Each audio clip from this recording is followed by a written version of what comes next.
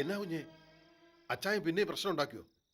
അച്ചായ, എന്റെ കുഞ്ഞിനെ കാണാനില്ല. അയ്യോ, എങ്കിൽ ഒരു സംശയവും വേണ്ട, കുഞ്ഞിനെ ടീന തട്ടിക്കൊണ്ടുപോയത് തന്നെ.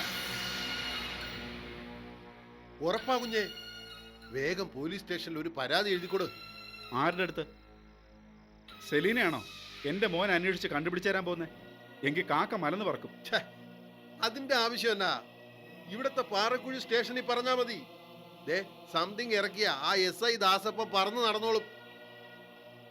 അല്ല, കുഞ്ഞിനെ കൊണ്ടുപോയി ടീന എവിടെ വിളിപ്പിക്കാനാ? ദേ, 24 മണിക്കൂറിനകം കുഞ്ഞിവിടെ എത്തും. അച്ചായനാ പറയുന്നേ. ചെല്ലേ, ഞാനും വരാം സ്റ്റേഷനിലോട്ട്. സത്യം പറ, മാത്യൂസ് അച്ചായൻ ഈ നാടകത്തിൽ പങ്കുണ്ടോ? അയ്യോ കുഞ്ഞെ, എന്റെ കർത്താവേ, ഇല്ലാവതനം പറയല്ലേ. അറിയാം, താൻ ഇത്രയും കാലം അപ്പച്ചന്റെ ചെവിയിൽ വിഷം കൂരി ഒഴിച്ച് അപ്പച്ചനെ കൊണ്ട് ചെയ്യാൻ പാടില്ലാത്തൊക്കെ ചെയ്യിച്ചു. ഇപ്പോ താൻ ആ ടീനയുടെ വീട് കയറി നിറങ്ങുകയാണെന്ന് എല്ലാവർക്കും അറിയാം. പറ, താനാണോ എന്റെ കൊച്ചിനെ തട്ടിക്കൊണ്ടുപോയത്? പറയാൻ പറയടോ. ഇല്ലാവതനം പറയല്ലേ. മാത്യൂസ് അച്ചായ മനസാക്ഷിയുള്ളവരാ. വിടൂഞ്ഞേ. തന്റെ മനസാക്ഷി എന്റെ അപ്പച്ചനെ നശിപ്പിച്ച് ഒരു ഭ്രാന്തനാക്കി മാറ്റി. ഇനി എന്നെയും കൂടി നശിപ്പിക്കാനാണോ ഭാവം? എന്റെ കൊച്ചിനെ കൊണ്ടുപോയതുപോലെ തിരികെ കൊണ്ട് തന്നില്ലെങ്കിൽ എല്ലാത്തിനും കൊല്ലു ഞാൻ. നോക്കിക്കോ.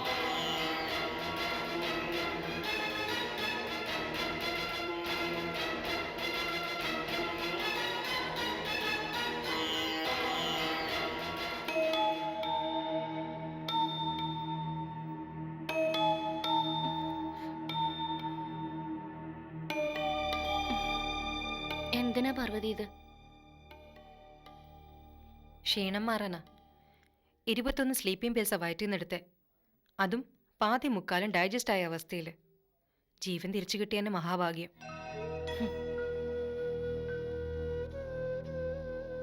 ആരുടെ ഭാഗ്യം? വേണ്ട, നിന്റെ വിഷാദ ചിന്തയൊന്നും എൻ്റെ അടുത്തെടുക്കണ്ട. നിന്നേക്കാൾ എത്രയോ ഇരട്ടി സങ്കടവും വേദനയും മനസ്സിനിട്ട് നടക്കുന്നവളാ ഞാൻ. അറിയില്ല നിനക്ക്? ഓരോ നിമിഷവും ഒരുക്കി തീർന്നവളാ ഞാൻ. എന്നിട്ടും നല്ല ഭാവിയുടെ നേരെ നോക്കി ചിരിക്കാനാണ് ഞാൻ ശ്രമിക്കുന്നേ.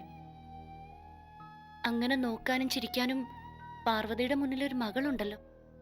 അതെന്താ, നിന്റെ മുമ്പിലില്ലേ അതുപോലൊരു മകൾ? പുറം കൈകൊണ്ട് തട്ടി മാറ്റിയിട്ട് എനിക്കൊന്നും കിട്ടില്ല എന്ന് വിലപിക്കുന്ന യാചകന്റെ അവസ്ഥയാ നിനക്കിപ്പോ.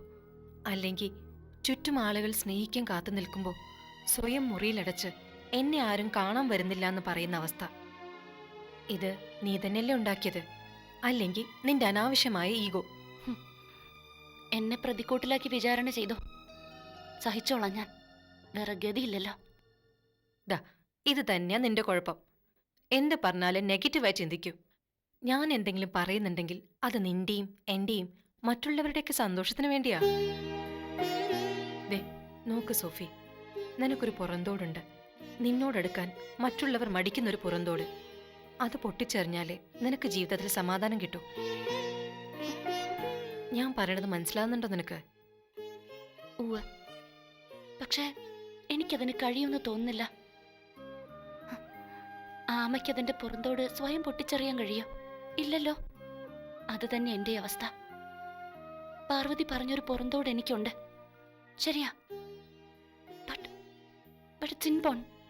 എങ്കിൽ ആ ഷെല്ല് പൊട്ടിക്കാൻ വിധി തന്നെ ഒരു ദിവസം നിന്റെ മുന്നിൽ വരും. Then you will be refined forever. ആ ജോയി കുഞ്ഞു വന്ന് നിൽക്കുന്നു. സോഫി കുഞ്ഞിനെ കാണണമെന്നും പറഞ്ഞു. ഇവിടെ എത്തിയോ? കാണാൻ പറ്റില്ലെന്ന് പറ അമ്മിണിയമ്മേ. വേണ്ട പാർവതി, ഒന്ന് വന്ന് കണ്ടോട്ടെ. ചെല്ലമ്മിണിയമ്മേ. പാവോ ജോയ് ചായൻ. പാവം. ആ പാവത്തരം കൊണ്ട് ഇനി നിനക്കെന്താ കാര്യം? പങ്കി ഇതറിഞ്ഞ നീ ചെയ്ത കടുങ്കൈ ഇനി അവളായിരിക്കും ചെയ്യുക. റബിഷ്, സോര്യം തരില്ലെന്ന് വെച്ചാ.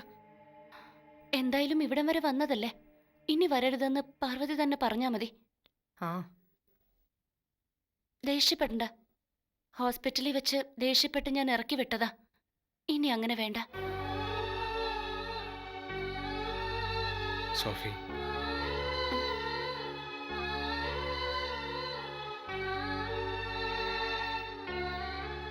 എന്തിനാ ജോയ് ഇങ്ങോട്ട് വന്നേ? ഇനി സോഫിയെ കാണരുതെന്ന് ഞാൻ പറഞ്ഞല്ലേ.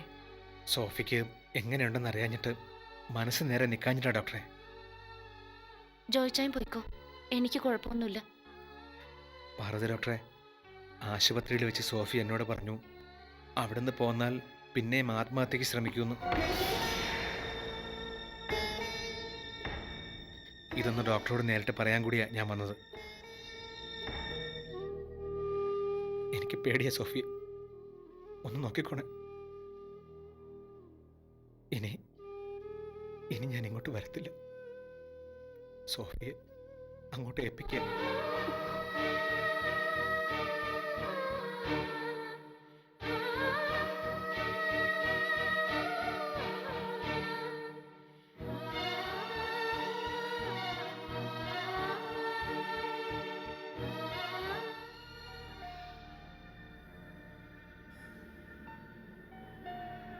ഇവിടെ ആരും ഇല്ലയോ? ഇക്കണക്കിന് കള്ളന്മാര് വന്നു വല്ലതും എടുത്തോണ്ട് പോയാൽ പോലും ആരും അറിയത്തില്ല. അതിനിവിടെ എന്തോ ഇരിക്കുന്നു കൊണ്ടുപോവാൻ.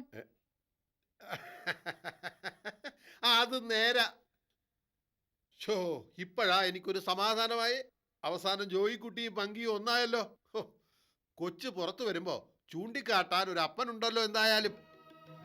അത് തന്നെ വലിയ സമാധാനം. സോഫി ഇവിടെ നിന്ന് ഒഴിഞ്ഞു പോയതിന് വൈകിട്ട് കുരിശടി മുക്കിൽ ഒരു 10 മെഴുകുതിരി കത്തിക്കണം. ചിലപ്പോ നാളെ ഒരു 10 മെഴുകുതിരി കൂടി കത്തിക്കേണ്ടി വരുമെന്നാ തോന്നുന്നത്. അതെന്തിനാ?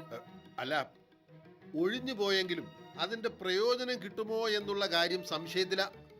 അത് കിട്ടിക്കാനാ കുരിശടിയിൽ 10 മെഴുകുതിരി കൂടി കത്തിക്കുന്നേ. മനസ്സിലാവണ ഭാഷയിൽ പറയിച്ചായ. സോഫി ഒഴിഞ്ഞു പോയതിന്റെ പ്രയോജനം കിട്ടൂലെന്ന് വെച്ചാ പറയുമ്പോ പരദൂഷണം, പറഞ്ഞില്ലെങ്കിൽ ദൈവദോഷം. എന്റെ കർത്താവേ, ഇത് എന്നാ പരീക്ഷണമാ? വയ്യാണ്ട് എനിക്ക് ഇവിടെ നിൽക്കാൻ പറ്റില്ല. വന്ന കാര്യം പറഞ്ഞിട്ട് ഇജയം പോവാൻ നോക്ക്. എങ്കി പറയാം, വേറെന്നാ ഒരു നിവൃത്തി. ഞാൻ നീരേറ്റ് വഴിയാ ഇപ്പൊ വരുന്നേ. അവിടെ എത്തുമ്പോ തല പൊക്കി ഏന്തി വലിഞ്ഞ് മതിലിന്റെ മീതെ കൂടി നോക്കുന്ന സ്വഭാവം പണ്ടേ എനിക്കുള്ളതാ. അപ്പൊ എന്നതാ കണ്ടത്? ഒരു മുറിയുടെ ജനലിൽ. ഓ, ഇത് പറയാനാണോ ഇത്രയും വളച്ചൊടിച്ചത്? എന്റെ കാല് കഴച്ചു. എന്നാലേ മനസ്സും കൂടെ കഴയ്ക്കുന്ന ഒരു കാര്യം കൂടി പറയാം. ജനലിന്റെ അപ്പുറത്ത് സോഫിയും ജോയിക്കുട്ടിയും. അതേ പങ്കി, കെട്ടിയോനെയും കെട്ടിയോളെയും പോലെ എന്നാ സ്നേഹമായിരുന്നു. കുറെ കാലം പിരിഞ്ഞിരുന്ന് കണ്ടുമുട്ടിയതുപോലെ. അതല്ലേലും ഇനി പറഞ്ഞിട്ടെന്നാ, വരാനുള്ളത് വഴി തങ്ങുകയല്ലോ. എന്നാലും പറയാം പങ്കി, നിന്റെ കാര്യത്തിൽ എനിക്ക് വലിയ സങ്കടമുണ്ട്. ഇങ്ങനെ ഒരു ഗതികേട് ഒരു പെണ്ണിനും വരാൻ പാടില്ല. മതി, ഇനി എനിക്കൊന്നും കേക്കണ്ട. ഇയാൾ ഇവിടെ ഇറങ്ങി പോകുന്നുണ്ടോ? എനിക്കറിയാം നിനക്ക് എന്നോട് ദേഷ്യമുണ്ടെന്ന്. പങ്കി, നീ വേണമെങ്കിൽ ഈ കരണത്തിട്ട് ഒന്നുകൂടി അടിച്ചോ. എന്നാലും നിന്റെ സങ്കടം കാണുമ്പോ എനിക്ക് സഹിക്കാൻ പറ്റുകയില്ല. ഒന്നാമത് പ്രായമേറെ കഴിഞ്ഞുള്ള ഗർഭം, പിന്നെ കെട്ടിയോൻ ചതിച്ചതിന്റെ ദുഃഖം. പങ്കി, നീ എനിക്ക് എന്റെ ഉടപ്പറന്നോളെ പോലെയാ. ഇങ്ങോട്ട് നോക്കിയേ. നിനക്ക് പണം വേണോ? പിന്നെ സംരക്ഷണം വേണോ? എല്ലാത്തിനും ഈ മാത്യൂസ് ഉണ്ട് കൂടെ. ചതിയനും കപടനാട്യക്കാരനുമായ ആ ജോയി കുട്ടിയേക്കാളും ഈ പലിശക്കാരൻ മാത്യൂസ് തന്നെയാ നല്ലത്. എനിക്ക് സ്നേഹിക്കാൻ കഴിയും. പങ്കി, ഒരവസരം നിനക്ക് എനിക്ക് തന്നൂടെ? ഇറങ്ങ്, ഇറങ്ങ് വെളിയില്. ഇല്ലെങ്കിൽ ഞാൻ ഇറങ്ങാനല്ലേ പറഞ്ഞത്?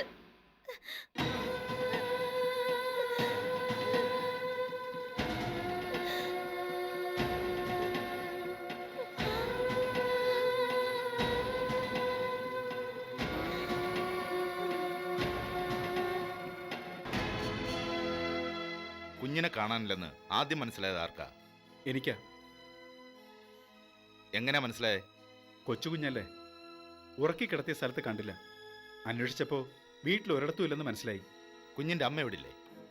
അവള് ചത്തുപോയി. ഇല്ല സാറേ, ഇച്ചായൻ ദേഷ്യം കൊണ്ട് പറയുന്നതാ. അവള് പിണങ്ങി വേറെ താമസാ. അവളായിരിക്കും എന്റെ മോനെ തട്ടിക്കൊണ്ടുപോയത്. ആര്? ടീന. അവളാ എന്റെ മോന്റെ അമ്മ. ഡൈവോഴ്സ് ആയതാണോ? അതെ. നിങ്ങളുടെ മുൻഭാര്യയായ ടീനയാണ് കുഞ്ഞിനെ തട്ടിക്കൊണ്ടുപോയെന്ന് പറയാൻ എന്താ കാരണം? സാത്താന്റെ സന്തതിയാ അവള്. വീട്ടിൽ കയറ്റാൻ കൊള്ളാത്ത എരണം കെട്ട നാറിയാ. ഇച്ചായനൊന്നും മിണ്ടാതിരുന്നേ. ഇപ്പൊ നല്ല സുഖം ഇല്ലാണ്ടിരിക്കുക. അതാ ഇങ്ങനെ. ടീനയെ സംശയിക്കാനുള്ള കാരണം ഞാൻ പറയാം. നിങ്ങൾ പുതിയ ആളായതുകൊണ്ട് വേറൊരു കാര്യം കൂടി പറയാനുണ്ട്. നിങ്ങളുടെ ASP സെലീനയുടെ ഹസ്ബൻഡാണ് ഞാൻ. ഞങ്ങൾ ഒരുമിച്ച് താമസിച്ച വീട്ടിലായിരുന്നു ഈ കുഞ്ഞുണ്ടായിരുന്നത്. ഇതിനകം 4 തവണ ASP പോലും വെല്ലുവിളിച്ച് ടീന ആ വീട്ടിൽ കയറി വന്ന് കുഞ്ഞിനെ തട്ടിക്കൊണ്ടുപോകാൻ ശ്രമിച്ചിട്ടുണ്ട്. ഇപ്പോൾ ഞാനും അമ്മച്ചി ഇങ്ങോട്ട് വന്നറിഞ്ഞ് ഇവിടെ വന്ന് ടീന കാര്യം സാധിച്ചായിരിക്കും. വേറെ ആരെങ്കിലും സംശയമുണ്ടോ? എന്നെ എനിക്ക് സംശയമുണ്ട്. അയ്യോ, വേറെ ആരെ സംശയമില്ല സാറേ. പിന്നെ കുറ്റം ഞങ്ങളുടെ തലയിൽ വന്ന് വീഴരുതെന്ന് കരുതിയ ഉടനെ പരാതി തന്നത്. കൊച്ചിനെ അവന്റെ അമ്മയ്ക്ക് വേണമെങ്കിൽ എടുത്തോട്ടെ, അതിലൊന്നും ഞങ്ങൾക്ക് പരാതിയില്ല. അമ്മച്ചി, ഞാൻ എന്റെ മനസ്സ് പറഞ്ഞെന്നേ ഉള്ളൂ. ബാക്കിയൊക്കെ നമുക്ക് പിന്നെ തീരുമാനിക്കാം. ഇപ്പൊ സാർ പോയാട്ടെ. കുഞ്ഞിന്റെ ഒരു ഫോട്ടോ വേണം. അത് മറ്റേ വീട്ടിലിരിക്കുക. ഞാൻ സ്റ്റേഷനിലെത്തിച്ചോളാം. ശരി.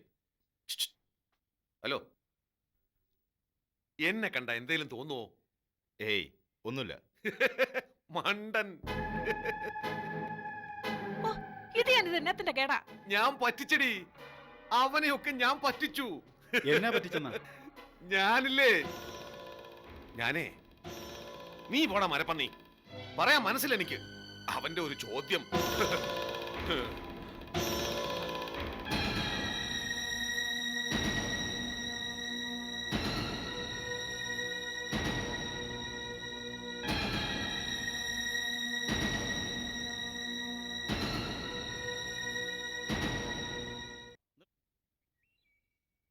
ചക്കരെ, നിന്നെ പറ്റി ഓരോരുത്തരോട് ഉത്തരം പറഞ്ഞ് ഞാൻ തോറ്റു. കരിമൻ ചോദിച്ചപ്പോ ഞാൻ പറഞ്ഞു ഞാൻ പെറ്റതാന്ന്. ആ മരമണ്ടൻ ചോദിക്കുക ഒറ്റ ദിവസം കൊണ്ട് കൊച്ചുങ്ങളെ പെറാൻ പറ്റുമോന്ന്. ഞാൻ പറഞ്ഞു പുരാണത്തിലൊക്കെ അങ്ങനെയാന്ന്. കർണനെ കുന്തിദേവി പ്രസവിച്ചത് ഒറ്റ നിമിഷം കൊണ്ടല്ലേ? അല്ലട ചക്കര, നിന്നെ എവിടെയെങ്കിലും കിടത്തിയിട്ട് ഞാൻ എങ്ങനെയാ തുണി അലക്കുന്നേ? നിന്നെ ഇപ്പൊ താഴത്ത് വെക്കാനും തോന്നുന്നില്ല. ഏതൊരു ദുഷ്ടത്തി തള്ളയായിരിക്കും നിന്നെ അവിടെ കൊണ്ടുവന്ന് കെട്ടിയിട്ടത്. അല്ലെങ്കിൽ നിന്നെയും കൊണ്ട് ഞാൻ പോലീസ് സ്റ്റേഷനിൽ ചെന്ന് കാര്യം പറഞ്ഞേനെ. നിന്നെ നിന്റെ തള്ളക്ക് തിരിച്ചു കൊടുത്താ ഇനിയും നിന്നെ കൊണ്ടുചെന്ന് വല്ല കടലിലുമായിരിക്കും ആ ദുഷ്ടത്തി കളയുന്നത്. അതിന് ഞാൻ എന്തായാലും സമ്മതിക്കില്ല.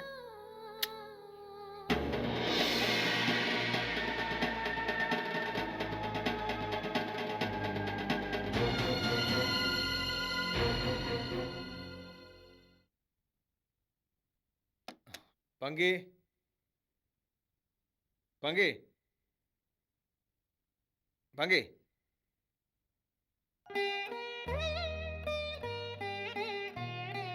പൊട്ടിയോ? പങ്കി. ആ, ദേ നോക്കിയടി, നിനക്ക് ഇഷ്ടപ്പെട്ട പരിപ്പുവട കണ്ടപ്പോ 4-5 മേടിച്ചു. ദാ കഴിച്ചോ. എവിടെ പോയാലും ജോയിച്ചേട്ടൻ എന്റെ കാര്യമൊക്കെ ഓർക്കുന്നുണ്ടല്ലോ. അത് പിന്നെ ഓർക്കാണ്ടിരിക്കോടി. എന്റെ കുഞ്ഞിന്റെ അമ്മച്ചിയാവാൻ പോയില്ലയോ നീ? ആട്ടെ, അച്ചപ്പം വിൽക്കാൻ എവിടേക്കാ പോയത്? ദൂരെയാണോ? അങ്ങനെ ദൂരൊന്നുമല്ല, ഇവിടൊക്കെ തന്നെയാ. എവിടൊക്കെ? നമ്മുടെ ഈ അടുത്തൊക്കെ തന്നെ. അപ്പോ നീരേറ്റിൽ അച്ചപ്പം വിറ്റ് കാണുമല്ലോ. ആ, നീ എന്നാടി ഏതാണ്ട് മനസ്സ് വെച്ച് പറയുന്ന പോലെ? ഏയ്, അങ്ങനെ മനസ്സിൽ വെക്കണ സ്വഭാവം എനിക്കില്ലല്ലോ. നീരേറ്റിൽ അച്ചപ്പം വിൽക്കാൻ കേറിയോന്ന് ചോദിച്ചതല്ലേ ഉള്ളൂ. അതിനെന്താ ഇത്ര മനസ്സിൽ വെച്ച് പറയാൻ? ഞാൻ നേരിട്ട് പോയായിരുന്നു. എത്ര പൊതി വിറ്റു? അത് അച്ചപ്പം വിൽക്കാൻ പോയതല്ല. പിന്നെ? സോഫി ഒന്ന് കാണാൻ കയറിയതാ. ദുഷ്ടാ, ചതിയ. എന്നെ എന്റെ കുഞ്ഞിനെ കൊലയ്ക്ക് കൊടുത്ത് നിങ്ങൾ അടങ്ങത്തുള്ളൂ. ചത്താ മതി, എനിക്ക് ചത്താ മതി. അയ്യോ, ചാവ ചാവ. എനിക്ക് ഗതി വന്നില്ല ഈശ്വര. ഇങ്ങനെ ഒരു അച്ഛനെ കാണാൻ വേണ്ടി നീ ജനിക്കണ്ട. എന്നെ വീട്. വേണ്ട, നമ്മുടെ കുഞ്ഞിനൊന്നും ചെയ്യല്ലേ. എനിക്ക് നീ മാപ്പുതാ. ഇനി ഞാൻ ഒരിക്കലും സോഫിയെ കാണാൻ പോകത്തില്ല. സത്യമാ, നമ്മുടെ കുഞ്ഞിനാണ് സത്യം. ഇനി അവളടുത്ത് പോയാ ഈ കുഞ്ഞിനെ കൊന്ന് ഞാൻ ചാവും. എന്റെ തലയിൽ തൊട്ട് കൈയോട് സത്യം ചെയ്. ഇനി ഒരു കാലത്ത് സോഫിയെ കാണത്തില്ലെന്ന്. നിന്നാണ്, കർത്താവാണ്, വേളാങ്കണ്ണി മാതാവാണ് സത്യം. ഇനി ഒരു കാലത്ത് ഞാൻ സോഫിയെ കാണത്തില്ല, മിണ്ടത്തുമില്ല. പങ്കി, ഇനി ഒരിക്കലും ഞാൻ നിന്നെ വിട്ട് പോകത്തില്ല. പങ്കി, ഒരിക്കലും നിന്നെ സങ്കടപ്പെടുത്തുകയില്ല. എനിക്ക് നിന്നെ മതി, നമ്മുടെ കുഞ്ഞിനെ മതി. പങ്കി, കരയില്ല കരയില്ലേ പങ്കി